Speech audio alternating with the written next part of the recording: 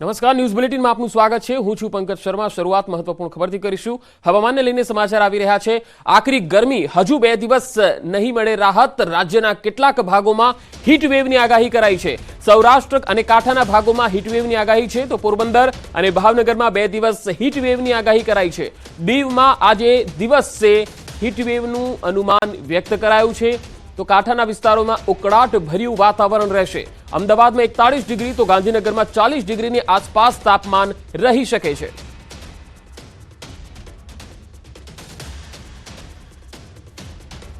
अगले 3 दिनों के लिए जो है हीट वेव वार्निंग दी गई है सौराष्ट्र रीजन के कुछ हिस्सों में, जिसमें मुख्य तौर पे पोरबंदर और भावनगर डिस्ट्रिक्ट शामिल है अगले 3 दिनों के लिए, और दीव में अगले 2 दिनों के लिए जो है हीट वेव होने के चांसेस बनते दिख रहे हैं। साथ ही साथ उसके बाद अगर हम बात करें चौथे और 5वें दिन के लिए, तो कोस्टल एरिया जो है सौराष्ट्र के, उसमें हॉट एंड ह्यूमिड कंडीशन बनी रहेगी, जिसकी वजह से डिस्कम्फर्ट देखने को मिल सकता है। अहमदाबाद में जो है 41 डिग्री के आसपास बना रहेगा, और गांधीनगर में भी तापमान 40 डिग्री और 39 डिग्री के बीच में बना रहेगा। હવે આપણે મેપના માધ્યમથી સમજીશું કે આજે હીટવેવની કયા કયા વિસ્તારોમાં આગાહી છે। તો આજે પોરબંદર અને ભાવનગર અને દીવ આ 3 વિસ્તારો એવા છે કે જ્યાં આજે હીટવેવની આગાહી છે। દરિયાકાંઠાના વિસ્તારમાં પોરબંદર, અહીંયા દરિયા કિનારો દીવમાં પણ છે અને ભાવનગરમાં પણ છે। આ ત્રણેય સ્થળો પર આજે હીટવેવની આગાહી કરવામાં આવેલી છે। આ વિસ્તારોમાં આજે નાગરિકોએ શક્ય હોય તો બપોરે કામ સિવાય ન નીકળવું હિતાવહ રહેશે, કારણ કે આ જે 3 વિસ્તારો છે ભાવનગર, દીવ અને પોરબંદર, આ ત્રણેય વિસ્તારોમાં આજે હીટવેવનું અનુમાન હવામાન વિભાગ દ્વારા લગાડવામાં આવ્યું છે। બાકી વિસ્તારોમાં પણ ગરમીનું પ્રમાણ રહેશે, પરંતુ આ 3 વિસ્તારોમાં સૌથી વધારે રહેશે। હવે આવતીકાલની વાત કરીએ તો આવતીકાલે ભાવનગર અને પોરબંદર આ બંને વિસ્તારો એવા છે સૌરાષ્ટ્રના કે જ્યાં હીટવેવનું અનુમાન હવામાન વિભાગ દ્વારા વ્યક્ત કરવામાં આવેલું છે કે આ બંને જિલ્લા એવા છે કે જ્યાં આજે અને આવતીકાલે બંને દિવસોએ હીટવેવની શક્યતા પૂરેપૂરી છે, એટલે કે તાપમાનનો પારો 40 ડિગ્રીને પાર અહીંયા જોવા મળી શકે છે અને દિવસ દરમિયાન ઉકળાટ ભરેલું વાતાવરણ જોવા મળશે। હવે આપણે અન્ય સમાચારો તરફ નજર કરીએ। રાજકોટમાં 300 થી વધુ લોકોને ફૂડ પોઈઝનિંગની અસર થઈ છે। જસદણના ગોખલાણા ગામમાં ખોરાકી ઝેરની અસર થઈ છે। ધાર્મિક પ્રસંગમાં પ્રસાદ લીધા બાદ અસર થઈ હતી। ઘણા લોકોને ઉલટી થવાની પણ ફરિયાદો થઈ હતી। તમામને સરકારી અને ખાનગી હોસ્પિટલ ખસેડાયા। હાલમાં તમામ અસરગ્રસ્ત બાળકોની તબિયત સુધારા પર છે। જિલ્લા આરોગ્ય વિભાગની ટીમ ગોખલાણા ગામમાં પહોંચી છે। હાલ તપાસ ચાલી રહી છે। કાલે રાત્રે ગોખલાણામાં માતાજીને માંડવો હતો, એમાં નાનું બાળકો મોટા વધારે સંખ્યામાં ફૂડ પોઈઝનિંગ થયો। અમુક આપણા દવાખાનામાં, અમુક પ્રાઇવેટમાં દાખલ થયેલ। માતાજીના માંડવાનું ગામ ગોખલાણાએ આયોજન કરેલું હતું। એ દરમિયાન માતાજીને પ્રસાદી બપોરે લેતા ગામમાં અંદાજે 350 થી 400 ગ્રામજનો તેમજ બાળકોમાં વધારે અસર જોવા મળેલ હતી। એમાં રાત્રે આ તકલીફ, ઝાડા ઉલટીની તકલીફ થતા તાબડતોડ જસદણ આરોગ્ય કેન્દ્ર અને ખાનગી હોસ્પિટલ એમજ ક્રિષ્ના હોસ્પિટલ અને ડોક્ટર રવિરાજ ચાવડાનો સંપર્ક કરતા બધા બાળકોને 108 અને પ્રાઇવેટ વાહનોથી અહીંયા જસદણ હોસ્પિટલાઇઝ કરેલ અને પ્રાથમિક સારવાર આપવામાં આવેલ છે। સિઝનના કારણે એવું બની શકે। અમદાવાદમાં સામૂહિક આપઘાતનો નિષ્ફળ પ્રયાસ। એક જ પરિવારના 4 સભ્યોનો નિષ્ફળ પ્રયાસ હતો। સાબરમતી રિવરફ્રન્ટમાં કૂદી આપઘાતનો પ્રયાસ કર્યો। ફાયર બ્રિગેડની ટીમે તમામને બચાવી લીધા। ભૂદરપુરામાં રહેતા પરિવારનો આપઘાતનો પ્રયાસ હતો। જમાઈના ત્રાસથી કંટાળી વૃદ્ધ માતા તેમની યુવાન દીકરી, દીકરો અને દીકરીના 6 વર્ષીય પુત્ર સાથે આત્મહત્યાની કોશિશ કરી હતી। આ મામલે સાબરમતી રિવરફ્રન્ટ પોલીસ દ્વારા તપાસ ચાલી રહી છે।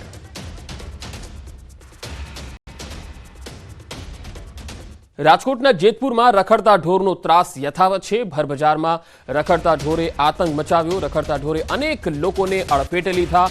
વાહનોને પણ પહોંચાડ્યું નુકસાન। ખાણીપીણી અને લારીઓને પણ નુકસાન પહોંચાડ્યું। આ પહેલા પણ રખડતા ઢોરને કારણે નાગરિકો જે છે અડફેટે લીધા હોય એવા બનાવો બની ચૂકેલા છે। વાહનોને પણ નુકસાન પહોંચાડ્યું। ફરી એક વખત રખડતા ઢોરે વાહનોને નુકસાન પહોંચાડ્યું। નાગરિકો ખૂબ જ હેરાન પરેશાન છે। જેતપુરમાં આ મામલે હજુ સુધી કોઈ જ કાર્યવાહી કરવામાં નથી આવી અને વારંવાર આ પ્રકારે રખડતા ઢોર નુકસાન પહોંચાડી રહ્યા છે। કેન્દ્રીય ગૃહમંત્રી અમિત શાહ આજે ફરી ગુજરાતમાં પ્રચંડ પ્રચાર કરશે. અમિત શાહ આજે અમદાવાદમાં પ્રચાર સભા સંબોધશે. નરોડામાં અમિત શાહની ચૂંટણી સભા યોજાશે. અમદાવાદ પૂર્વ બેઠકના ભાજપના ઉમેદવાર હસમુખ પટેલના સમર્થનમાં સભા કરશે. તો 4 મેના રોજ દમણમાં દિલીપનગર ગ્રાઉન્ડમાં જાહેર સભા સંબોધશે. દમણ દીવના ભાજપના ઉમેદવાર લાલુભાઈ પટેલના પ્રચાર માટે શાહ સભા ગજવશે.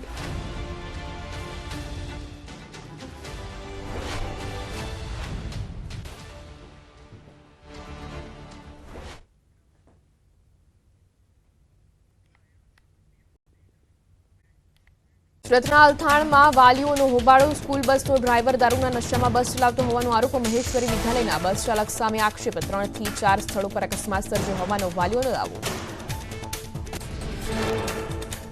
વઢવાણના વોર્ડ નંબર 13માં ગટરના ગંદા પાણી ભરાતા સ્થાનિકોમાં રોષ. અવારનવાર રસ્તા પર ગટરના પાણી ઉભરાતા રોગચાળો ફેલાવાની દહેશત. માલધારી સમાજના વિસ્તારમાં રોડ, પાણી, ગટર સહિતની સુવિધા ન મળતા લોકોએ ઉચ્ચારી ચૂંટણી બહિષ્કારની ચીમકી. આકરી ગરમીમાં હજુ 2 દિવસ નહીં મળે રાહત. પોરબંદર, ભાવનગરમાં 2 દિવસ હીટવેવની આગાહી. દીવમાં હીટવેવનું હવામાન વિભાગનું અનુમાન. દરિયાકાંઠાના વિસ્તારોમાં ઉકળાટભર્યું વાતાવરણ રહેવાની શક્યતા. મે મહિનાની શરૂઆતમાં ગુજરાતમાં થઈ શકે વરસાદ. મે મહિનાની શરૂઆતમાં પ્રી મોન્સૂન એક્ટિવિટી થવાની અંબાલાલ પટેલે કરી આગાહી. 10 થી 15 મે સુધી આંધી, વંટોળ અને ગાજવીજ સાથે વરસાદની શક્યતા.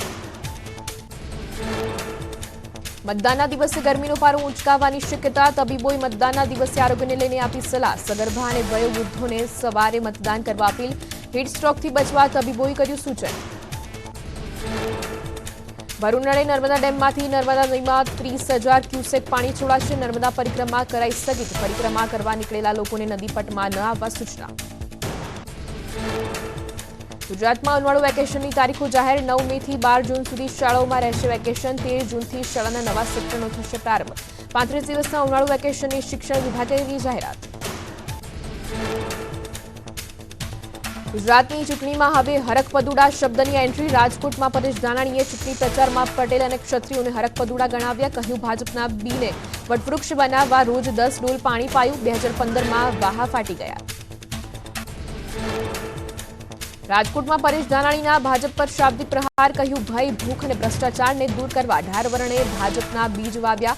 2015માં અમારે અખતરો કરવાનો થયો ત્યારે ખબર પડી કે વાસા ફાટી ગયા. બધા સમાજનો વારો આવી ગયો. બાપુ બચ્યા તો હવે એ પણ ઝપટે ચડ્યા.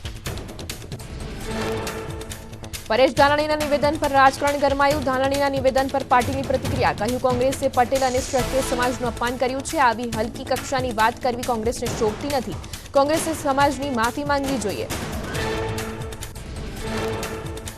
ધાનાણીના હરકપદુડા નિવેદન પર બોલ્યા લલિત કગથરા. કહ્યું હરકપદુડા એક સામાન્ય શબ્દ છે. આમાં કોઈ અપમાન નથી. ભાજપ પાણીમાંથી પોરા કાઢી રહ્યું છે. પાટણમાં રાહુલ ગાંધીએ ગજવી જનસભા. કોંગ્રેસ ઉમેદવાર ચંદનજી ઠાકોર માટે પ્રચાર મેદાને આવ્યા રાહુલ ગાંધી. કોંગ્રેસના દિગ્ગજો સાથે રાહુલ ગાંધીએ કોંગ્રેસની જીત માટે કર્યો ચૂંટણી પ્રચાર. પાટણના પ્રગતિ મેદાનમાં રાહુલ ગાંધીનું સંબોધન. કહ્યું અમે અગ્નિવીર યોજના રદ કરીશું. કેમ કે આ યોજના આર્મી તરફથી નહીં, મોદીની ઓફિસથી આવી છે. ખેડૂતો, બેરોજગારી, મોંઘવારી જેવા મુદ્દે રાહુલ ગાંધીએ ભાજપ પર કર્યા તીખા પ્રહાર. રાહુલ ગાંધીએ કહ્યું અમે દર મહિને મહિલાઓના ખાતામાં રૂપિયા નાખશું. પહેલી નોકરી પક્કી. યોજનામાં બેરોજગાર યુવાનોને નોકરી આપવાની રાહુલ ગાંધીએ આપી ગેરંટી. રાહુલ ગાંધીએ કહ્યું જાતિ જનગણનાથી બધું સ્પષ્ટ થઈ જશે. કોંગ્રેસની સરકારે ખેડૂતોનું દેવું માફ કર્યું. નાના વેપારીઓને ખતમ કરવાનું કામ ભાજપ સરકારે કર્યાનો રાહુલ ગાંધીએ લગાવ્યો આક્ષેપ. રાજા રજવાડાના નિવેદનથી વિવાદમાં આવેલા રાહુલે પાટણમાં કર્યું ડેમેજ કંટ્રોલ. રાહુલ ગાંધીએ જાહેર સભામાં કૃષ્ણકુમારસિંહજીને યાદ કર્યા. કહ્યું કૃષ્ણકુમારસિંહજીએ પોતાનું રજવાડું દેશ માટે સમર્પિત કર્યું. તેનું સન્માન કરું છું. રાજા રજવાડા અંગે રાહુલ ગાંધીના નિવેદન પર રાજનાથસિંહની પ્રતિક્રિયા. તેમણે કહ્યું કે રાહુલ ભારતનો ઇતિહાસ નથી જાણતા. રાજા રજવાડોએ દેશની એકતા માટે પોતાની રિયાસતો આપી દીધી. ભાવનગરથી તેમણે મહારાજા કૃષ્ણકુમારસિંહજીને યાદ કર્યા. રાહુલ ગાંધીના નિવેદન પર પાટીલ ભડક્યા. કહ્યું કે બફાટ કરવાનો કોંગ્રેસનો સ્વભાવ છે. ભીંત પર હાર દેખાય છે એટલે બફાટ કરે છે. તેમણે ગુજરાતના લોકોની માફી માંગવી જોઈએ. રાહુલ ગાંધીના વિવાદિત નિવેદનને લઈને ભાજપ ઉપાધ્યક્ષ ભરત બોઘરાના પ્રહાર, કહ્યું કે દેશના ભવ્ય અને દિવ્ય ઇતિહાસનું અપમાન કર્યું. કોંગ્રેસની માનસિકતા દેશ સામે આવી. કોંગ્રેસ ક્યારેય દેશની ચિંતા કરી નથી. કોંગ્રેસે ક્ષત્રિયોનું અપમાન કર્યું.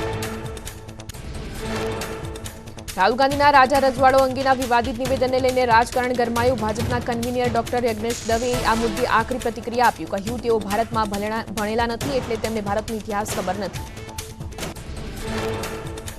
રાજા રજવાડા અંગે રાહુલ ગાંધીના નિવેદન પર આપ નેતા સંજયસિંહે પ્રતિક્રિયા આપી. ભાવનગર આપ ઉમેદવારના પ્રચારમાં આવેલા સંજયસિંહે કહ્યું, રાહુલે કોઈ સમાજની મહિલાનું અપમાન નથી કર્યું. રાજા રજવાડા અંગે રાહુલ ગાંધીના નિવેદન બાદ ક્ષત્રિય સમાજમાં ભારે રોષ. રાજકોટમાં કરણી સેનાએ રાહુલ પાસે માફીની માંગ કરી. માફી નહીં માંગી તો કરણી સેના કરશે દેખાવ. ભૂપતસિંહ જાડેજા સહિતના હોદ્દેદારોએ કલેક્ટરને આપ્યું આવેદનપત્ર. રાજકોટના માધનતા સિંહ જાડેજાના રાહુલ પર પ્રહાર, કહ્યું દેશની અખંડિતતા માટે રાજવીઓએ અનેક બલિદાન આપ્યા છે. રાહુલે રાજા રજવાડાઓના ઇતિહાસનો અભ્યાસ કરવો જોઈએ. રાહુલ ગાંધીના રજવાડાઓના નિવેદન મુદ્દે રાજ્યસભાના સાંસદ કેસરીદેવસિંહ ઝાલાએ પ્રેસ કોન્ફરન્સ કરી. કેસરીદેવસિંહે રાહુલ ગાંધીના નિવેદનને વખોડ્યું. સાથે કોંગ્રેસની રાજવીઓનો વચન આપી પૂરા ન કર્યા હોવાનો આરોપ પણ લગાવ્યો. ગોધરામાં ભાજપના પ્રચારમાં જામી ગરબાની રમઝટ. ખેલૈયાઓએ વિકાસ કાર્યોના ગીતો ગાઈને ગરબાની ધૂમ મચાવી. પંચમહાલ લોકસભા બેઠકમાં ભાજપે કર્યો ડોર ટુ ડોર પ્રચાર. બનાસકાંઠામાં ભાજપ ઉમેદવાર રેખાબેન ચૌધરીનો ભવ્ય રોડ શો. ખુલ્લી જીપમાં રેખાબેને લોકોનું અભિવાદન ઝીલ્યું. રોડ શોમાં ભાજપના ઝંડા લઈને મોટી સંખ્યામાં ઉમટી જનમેદની. તો આ સમાચારોમાં સમય છે વિરામનો. આપ જોડાયેલા રહો ન્યૂઝ 18 ગુજરાતી સાથે.